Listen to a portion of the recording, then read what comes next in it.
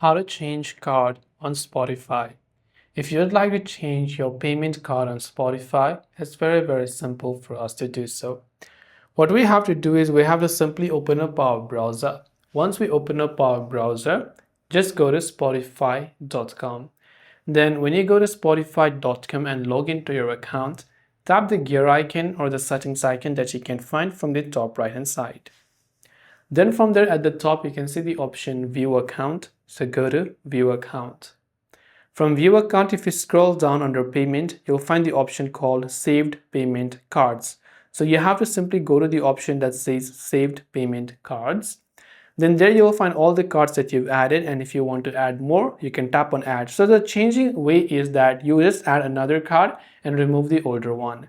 And it's as simple as that on how you can basically change your card on Spotify. I hope the video helped you out. If you have got any further questions, feel free to leave them down in the comments below. As always, thanks for watching and see you soon in the next video.